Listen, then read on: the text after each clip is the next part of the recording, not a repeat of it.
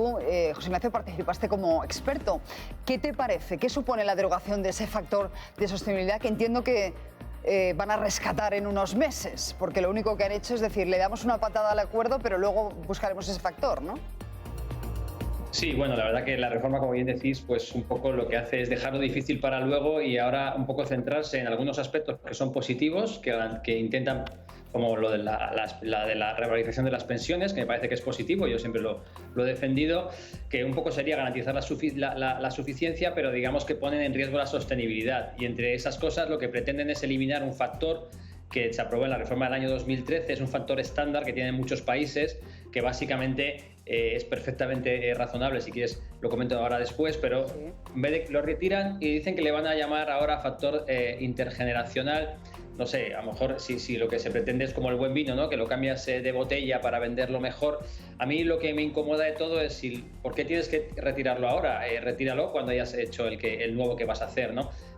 Bueno, yo creo que al final se ha acordado, por así decirlo, fácil, y a mí me entristece un poco, ¿no? Porque yo creo que una negociación debe ser amplia, es decir, porque al final tú la suficiencia no la vas a poder garantizar si no tienes garantizada la sostenibilidad. Entonces, bueno, al final es una reforma que sabemos que no va a estar ahí, entre otras cosas, pues porque no la van a pagar las futuras generaciones. Claro, lo que nos estás diciendo es que han hecho la parte, digamos, fácil, la parte que permite acuerdos, porque no hay recortes, y los palos se los han reservado para más adelante. Y el factor de sostenibilidad, que lo van a rescatar, le llamarán de otra manera.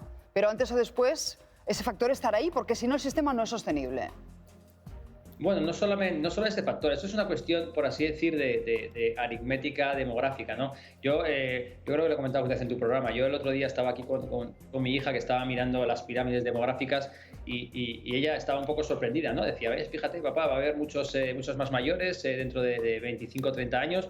Y yo le hice así a modo de provocación, le dije, a ver, mira, hija mía, ahora mismo yo y otros 3 o incluso 4 como yo estamos pagando una pensión al abuelo, ¿vale? Entre los 4 se la estamos pagando. Mira lo que hay ahí. Cuando tú te corresponda, como yo solo pago al abuelo, habrá tú y una amiga tuya, es decir, seréis 2 y me tendréis que pagar la misma pensión que estamos pagando ahora a una persona. Ella enseguida y las mismas que se están pagando ahora, porque así lo vamos a votar hoy en el Parlamento. Ella me decía, papá, eso no es justo. Es decir, no puede ser que lo que pagabais entre 4 ahora tengamos que pagar exactamente lo mismo entre 2. Me decía, yo lo siento, pero eso no va a ocurrir, me decía ella. O trabajarás por más tiempo o tendrás que bajarte la pensión. Claro. Yo creo que es una cuestión aritmética que al final lo que intentas en las pensiones, que es un contrato entre generaciones.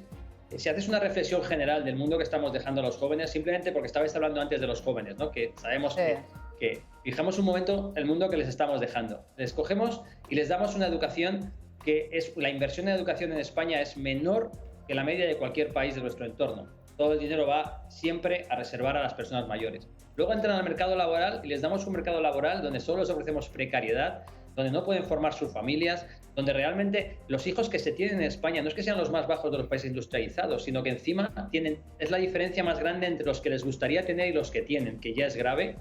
Luego les decimos, mirad, llevamos prácticamente desde el año 2008 con un déficit estructural, que básicamente lo que quiere decir que nuestra generación gasta más de lo que está recaudando y está emitiendo deuda pública. Le decimos, y ya se pagará esto con deuda pública en el futuro. Y para más INRI nos ponemos ahora, y decimos, y ahora mira, en el Parlamento, con los sindicatos, con los empresarios, acabamos de firmar un acuerdo en el que vosotros encima vais a pagar todas las pensiones a los boomers. ¿Sabes el qué, Susana? Eso no va a ocurrir. Estos jóvenes no van a hacer esto. Estos jóvenes al final se van a ir a otro país con los sistemas de pensiones ajustados, y como esto sabemos qué es lo que va a acabar ocurriendo, pues digamos que tarde o temprano se va a acabar haciendo la reforma. Pero ¿qué es lo triste? Que si tú lo haces tarde, que es como se acabará haciendo, todos los países lo han hecho, es que es impensable que no se haga, se va a hacer una reforma de una forma más injusta y va a hacerse más dolorosa para todos. Y esto tiene que ver sobre todo porque los políticos solo piensan en el corto plazo, los políticos solo piensan en los próximos 4 años, y lo que exige este pacto, esta reforma, es un gran pacto nacional con todas las fuerzas políticas que digan la verdad a los ciudadanos, enseñan los números y que consigan un sistema de pensiones. Ojo, cuando decimos que sea sostenible, decimos que sea pagable por las futuras generaciones. Te está escuchando atentamente Cándido Méndez. Él ha negociado todas las reformas de pensiones hasta la última, ¿no? Hasta la de 2013, o también esa... No, es que la del 2013 no se negoció. Es verdad, esa es la del Partido Ahora Popular. Lo que se ha hecho ha sido volver a la del 2011, que fue la última que yo negocié. Vale. Lo que se ha hecho ha sido ¿Qué te parece la reflexión que hace José Ignacio Conde Ruiz? Bueno, ¿La suscribes? ¿Se ha hecho una reforma reforma light para contentar a Bruselas, sabiendo que antes o después tenemos que hacer los deberes? Hay una parte que coincido con él y otra que no. Bueno, pues hemos tenido oportunidad de discutir en varias ocasiones. Entonces, lo que puedo es hacer alguna reflexión. Primero, Bruselas. Bruselas cada vez dice una cosa. Bruselas, por ejemplo, aceptó la reforma laboral del año 2012 del Partido Popular como la más ambiciosa que nunca ha habido, y hace poco viene un comisario aquí y dice, oiga, a ver si abordan ustedes ya de una vez seriamente la dualidad laboral. Entonces, ¿en qué quedamos? Lo que hemos hecho hasta esa fecha no es serio y ni siquiera inteligente. Primera consideración con Bruselas. Segunda, el factor de sostenibilidad, eso sí lo sabe Juan Ignacio perfectamente, no está derogado. Porque, para ser preciso, es que no estaba en vigor. No lo aplicó el PP. El propio Partido Popular en el año 2018 postergó su aplicación al 2021. Bueno, porque era la condición que le ponía el PNV, para aprobarle los presupuestos. Pero lo que hay que contarlo todo. Es que en puridad no está derogado. Ya. Lo que se ha vuelto es a discutir algo que ya estaba previsto para el 2027. En el 2020, hasta el 2027 íbamos a discutir el factor de sostenibilidad. Porque no lo puedes basar exclusivamente en la esperanza de vida, porque si eso al final lo que supone es, oiga, esto es lo que tenemos de dinero, y si usted, este es el dinero que tiene usted para toda la vida, si en vez de durar hasta, es decir, como si el derecho a la vida fuera un delito de lesa hacienda pública. Eso no puede ser un delito de lesa hacienda pública, habrá que incorporar algunos otros elementos. Eso es lo que decimos, vamos a incorporar algunos otros elementos. Y en ese sentido, Juan Ignacio sabe que nosotros incorporamos en la del 2011 cómo mejorar los ingresos de la seguridad social, por varios procedimientos.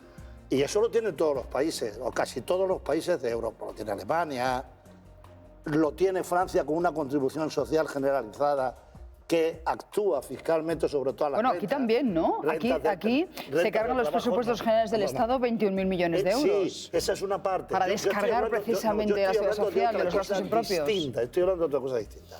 Una contribución social generalizada que mejora los ingresos y que grava sobre rentas del trabajo, rentas de sociedades, de patrimonio. Digamos, lo que digo es que hay que discutir sobre los ingresos. Pagar a escote las pensiones de todos. Claro, esa es una opción política. Y mientras, para dejar las cosas en su sitio, es que nos estamos moviendo. Es que la jubilación estaba en 65 años, yo pasté que fuera hasta 67. Para ser preciso, una horquilla. Yo pastamos todos entre 63 y 67, y eso se va moviendo, lo mismo que se va moviendo el cálculo de la cuantía inicial de la pensión, que ya no se tienen en cuenta a los 15 años, sino que vamos a 25. Oye, estamos moviendo. Y la pregunta que le traslado a Carlos Segovia, ¿esta reforma light satisface a Bruselas? Es decir, ¿cumplimos con esta reforma light? No. ¿El resto de países han hecho los deberes y nosotros no? Todavía no. Bueno, ahí la verdad es que es un problema bastante generalizado en la Unión Europea, pero es verdad que hay países que tienen tal deuda que preocupan más que otros, como por ejemplo Italia, como por ejemplo España. Entonces, no, como bien habéis explicado, pues el gobierno, en una muestra de nuevo de la debilidad del gobierno, pues ha tenido que negociar primero, digamos, lo más fácil de sacar, que quién se va a oponer a revalorizar las pensiones con el IPC, en fin, que derogar el factor de sostenibilidad, aunque no existía ya, como decía Cándido. No se aplicaba. Eso, pero claro, sigue faltando los números. Los números son que hay que ahorrar, dicho por Escrivá, en torno al equivalente a unos 30.000 millones de euros anuales para hacer sostenible el sistema. Con este acuerdo no se alcanza esa cifra y habrá que hacerlo en esa segunda fase, que es así que vamos a ver si hay acuerdo, porque hay que tomar medidas muy difíciles. José Ignacio, ¿querías decir algo más?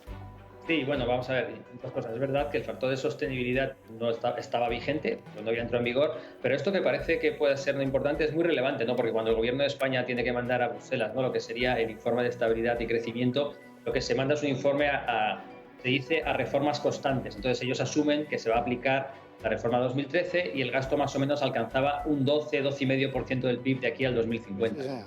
Con lo que se va a aprobar ahora va a subir entre 3 y 5 puntos en función del escenario demográfico.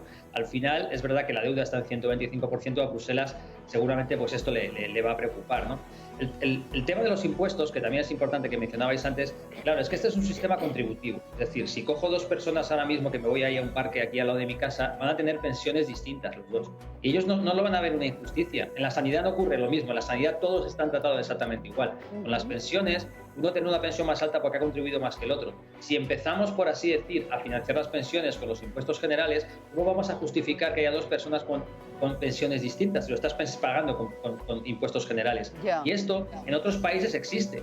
Se llaman sistemas asistenciales, sistemas tipo Beveridge, que son sistemas donde la pensión es igual para todo el mundo, pero es una pensión mucho más baja, ¿no? Entonces, también cuando se habla de estas cosas hay que tener cuidado porque estás un poco transformando la naturaleza del sistema de pensiones hacia otro, ¿no? Y un poco por concluir, Cándido estuvo en muchas reformas y algunas fueron bastante positivas, ¿no?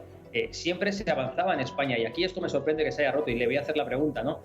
Para mí la principal reforma que se hizo en España, se hizo sin acuerdo, pero para mí fue la más importante porque salvó el sistema de pensiones, fue en el año 86 con Joaquín Almunia, cuando solo con 2 años que tenían en cuenta los 2 últimos años para calcularte la pensión, Cándido lo recuerda, se compraban pensiones porque pedías salarios muy altos por 2 años y tenías pensiones altísimas para siempre, y se pasó a 8 años, luego 15, luego 25, y yo no entiendo por qué ahora se rompe un poco esto cuando lo justo sería, yo creo, transitar hacia un sistema manteniendo una pensión mínima para que aquellos que no alcancen el mínimo puedan, por así decir, tener una pensión digna, pero ¿por qué no se ha seguido con esta pauta de reformas, que es un poco la tradición que habían llevado ellos todo el tiempo, y se pasa de 25 a 35 años, que tendría seguramente un impacto en la sostenibilidad importante y sería de una forma más justa, porque aquí sí que ya todas las cotizaciones contarían por igual? Pues te pido una respuesta, pero breve, Cándido, para que podamos hablar de otros asuntos, que tengo lista de morosos, ley trans... Simplemente fue la pensión, la reforma del 85 que provocó una huelga general. Nosotros no la convocamos, la convocó Comisiones Obreras. Y es verdad, tengo que reconocer que la ampliación del periodo de cálculo para la cuantía inicial de la pensión, luego lo hemos seguido. Eso es verdad. Sí, y ahora no. Y en relación con los impuestos, hay que incorporar esa variable y eso no significa en ningún caso abandonar el sistema de solidaridad intergeneracional y contributivo. Quien rompía eso era el acuerdo del 2013, no tanto el comité de expertos. El comité de expertos hizo un informe y el gobierno hizo lo que le pareció, ¿no? El acuerdo del 2013 sí que alteraba la naturaleza jurídica del sistema. Pues Ignacio, aguanta un poquito más con